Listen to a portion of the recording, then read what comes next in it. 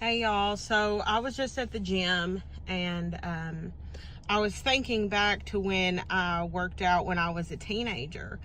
My dad, who is a narcissist, was very consuming and everything had to be about him every second of every day. Well, I remember being on the treadmill at the gym and my dad, I was probably 16 or so, and my dad would come up and just lean over the treadmill and watch me walk and talk about himself and say, watch this, and then go and do weights. And there was no free time. There was no time to ever do anything without my dad.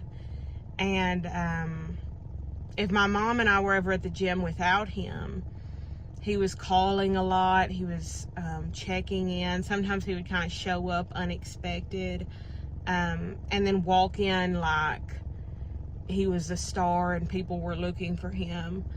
Narcissists are very consuming people. They don't want you to have your own space. They don't want you to have your own time. And they don't want you to have your own thoughts. And as I was growing up, I remember starting to get paranoid about thinking things because my dad was so overbearing that I even began to think that maybe he could read my mind. He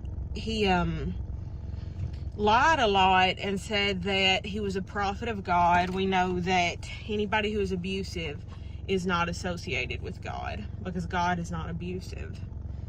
Well, he told me so many times that he was a prophet, he had discernment, he was the priest of the home, that I began to think that maybe he could read my thoughts.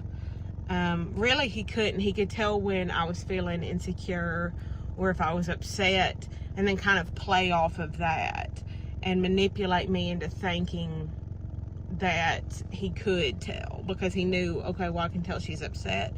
So I was just thinking all about that. Summary of this video is narcissists are very consuming people.